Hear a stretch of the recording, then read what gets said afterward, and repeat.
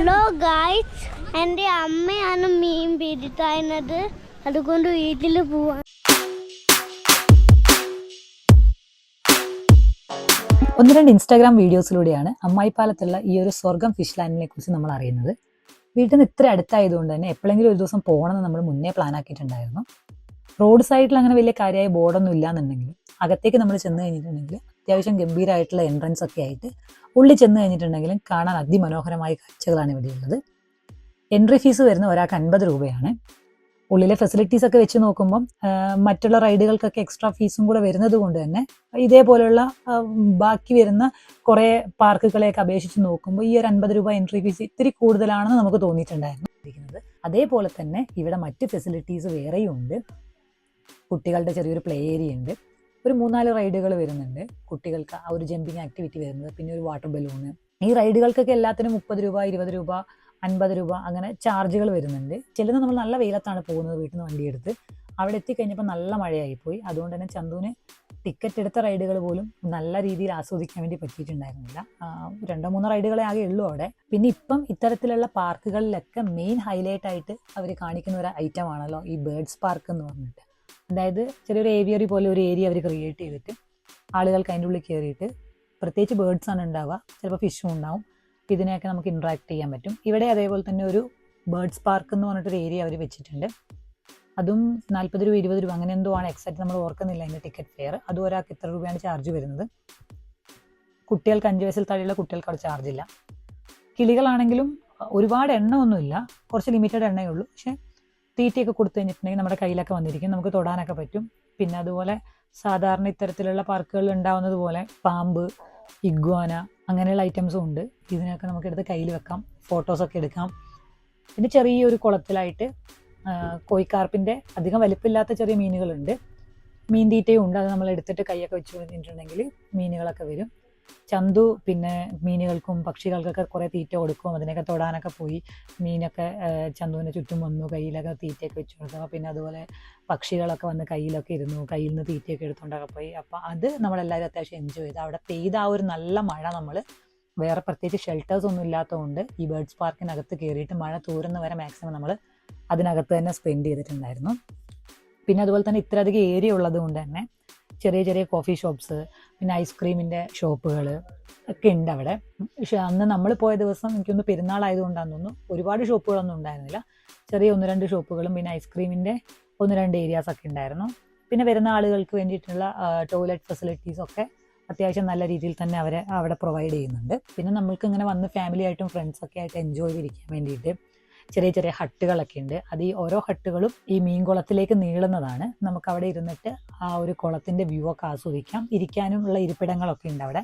ഒരുപാട് ആളുകൾ പിന്നെ അവിടെ വന്നിരുന്നിട്ട് മീൻ പിടിക്കുന്നുണ്ട്. മെയിനായിട്ട് ഈ മീൻകുളത്തിലേക്ക് നീളുന്നത് കൊണ്ട് തന്നെ അതിനകത്ത് ഇരുന്നിട്ടൊക്കെ നമുക്ക് എത്ര നേരം വേണമെങ്കിലും അങ്ങനെ ഇരുന്ന് മീൻ പിടിക്കാനൊക്കെയുള്ള ഫെസിലിറ്റി ഉണ്ട്. പിന്നെ ചെറിയൊരു സ്റ്റേജ് നമ്മളന്ന് പോയ സമയത്ത് അവിടെ കണ്ടിട്ടുണ്ടായിരുന്നു. അപ്പോൾ നമ്മൾ ചെന്ന് കുറച്ച് നേരം കഴിഞ്ഞപ്പം പാട്ടൊക്കെ ഇട്ടിട്ട് ഒരാൾ അവിടെ ഡാൻസ് ചെയ്യുന്നുണ്ടായിരുന്നു. പിന്നെ ഈവനിങ് ഒക്കെ ആയപ്പോഴത്തേക്കും കുറേ കുട്ടികൾ ഇൻസ്ട്രുമെൻറ്റ്സ് ഒക്കെ ആയിട്ട് വന്നിട്ട് പ്ലേ ചെയ്യുന്നുണ്ടായിരുന്നു. ഇത് റെഗുലറായിട്ട് എപ്പോഴും ഉള്ളതാണോ? അപ്പോൾ നമ്മൾ പോയത് ഇങ്ങനെ ഒരു പെരുന്നാളിൻ്റെ ഒരു ടൈം ആയതുകൊണ്ട് അന്ന് അവിടെ പ്രോഗ്രാമൊക്കെ നടത്തിയതാണോ എന്നറിയില്ല. എന്തായാലും അങ്ങനെയുള്ള ചില കാര്യങ്ങളൊക്കെ അവിടെ ഉണ്ട്. ഇവിടെ എത്തുന്ന മിക്കവാറും ആളുകളൊക്കെ തന്നെ അവിടുത്തെ ഒരു ബോട്ട് സർവീസ് എടുക്കുന്നുണ്ട്. നമ്മൾ പെഡൽ ബോട്ടാണുള്ളത്. 4 പേർക്ക് 5 പേർക്കൊക്കെ ഇരുന്നിട്ട് പോകാൻ പറ്റുന്ന ബോട്ട്. അതിങ്ങനെ നീളത്തിൽ ഏകദേശം ഈ ഒരു പാർക്കിനെ ചുറ്റി വരുന്ന രീതിയിലാണ് ഇവർ ഈ ഒരു പോണ്ട് സെറ്റ് ചെയ്തിരിക്കുന്നത്. അതുകൊണ്ട് തന്നെ നമുക്ക് എത്ര ടൈമാണ് ബോട്ട് സർവീസ്, നമ്മളത് എടുക്കാത്തത് കൊണ്ട് നമ്മളതിൻ്റെ ടൈമും എക്സാക്റ്റ് പ്രൈസും കാര്യങ്ങളൊന്നും ചോദിച്ചിട്ടുണ്ടായിരുന്നില്ല. അപ്പോൾ അത് കറക്റ്റ് ഇങ്ങനെ ചുറ്റി വരുന്നത് പോലെയാണ് ആ ഒരു ബോട്ടിൻ്റെ ലൈൻ പോലെ അവരത് ചെയ്തിരിക്കുന്നത്. അപ്പോൾ ഒരുപാട് ആളുകൾ ഫാമിലി ആയിട്ടൊക്കെ വന്നിട്ട് കുട്ടികളെയൊക്കെ എടുത്ത് അങ്ങനെ ലൈഫ് ജാക്കറ്റും കാര്യങ്ങളൊക്കെ ഉണ്ട്. അത് ഫ്രഷ് ആയിട്ട് തന്നെ ബോട്ടും കാര്യങ്ങളൊക്കെ നന്നായിട്ടുണ്ടായിരുന്നു. നമ്മൾ കണ്ട സമയത്ത് ഒരുപാട് ആളുകൾ അതൊക്കെ എടുത്ത് അങ്ങനെ പോകുന്നുണ്ട്. ഫസ്റ്റ് ഇവിടുത്തെ ഏറ്റവും പ്രൈമറി ആക്ടിവിറ്റി എന്ന് പറയുന്നത് ഫിഷിംഗ് ആണ്. കാരണം വലുതും ചെറുതുമായിട്ട് ഒരുപാട് മീനുകളുണ്ട് അവിടെ. അപ്പോൾ എന്തൊക്കെയോ കുറേ വെറൈറ്റീസ് ഉണ്ട്. വാള, കട്ട്ള, പിന്നെ ഇത് ഫിലോപ്പിയ, അങ്ങനെ കുറച്ച് മീനുകളുണ്ട്. ഇവർ അവിടുന്ന് ചൂണ്ട നമുക്ക് പ്രൊവൈഡ് ചെയ്യുന്നുണ്ട്.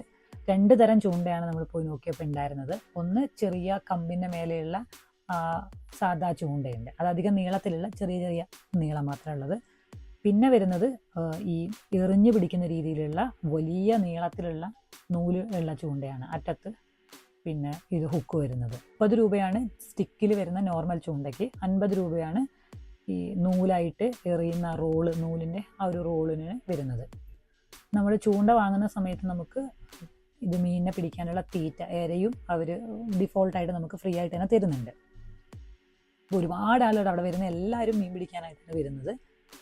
പിന്നെ നമുക്ക് പറ്റിപ്പോയ ഒരു അമളി എന്താണെന്ന് വെച്ച് കഴിഞ്ഞിട്ടുണ്ടെങ്കിൽ, നമ്മളെടുത്ത് കണ്ട വീഡിയോസിലൊക്കെ ആളുകൾ പറഞ്ഞിട്ടുണ്ടായിരുന്നത് ഇവിടെ വന്നു കഴിഞ്ഞിട്ടുണ്ടെങ്കിൽ മീൻ ഫ്രീ ആണ്, നമുക്ക് മീൻ പിടിച്ചിട്ട് വീട്ടിൽ കൊണ്ടുപോകാം. ചിലരൊക്കെ വെറുതെ വീഡിയോയിൽ പറയുന്നത് കേട്ടു, നമുക്ക് ഇവിടുന്ന് പിടിക്കുന്ന മീൻ ചൂണ്ടയും ഫ്രീ ആണ്, പിടിക്കുന്ന മീനും ഫ്രീ ആണ്, അവിടുന്ന് ഫ്രൈ ആക്കിയും തരും എന്നൊക്കെ.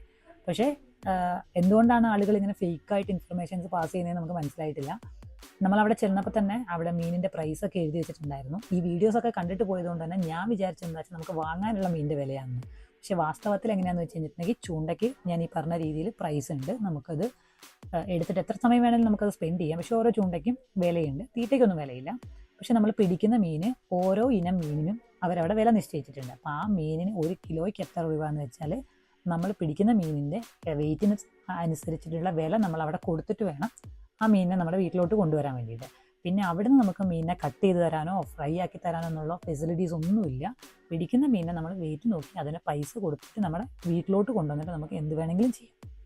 അപ്പം അങ്ങനെ ഇതുവരെ വലിയ രീതിയിലുള്ള മീൻപിടുത്തമൊന്നും നടത്തിയിട്ടില്ല. എന്നാലും ഒരു പരീക്ഷണാടിസ്ഥാനത്തിൽ നമ്മൾ 2 ചൂണ്ടയൊക്കെ എടുത്ത് ആ ഒരു കമ്പിൻ്റെ മേളിലുള്ള ചെറിയ ചൂണ്ട, അതിനകത്ത് ചന്ത് കുറേ നേരം ഇട്ട് മീനൊക്കെ പിടിച്ചു.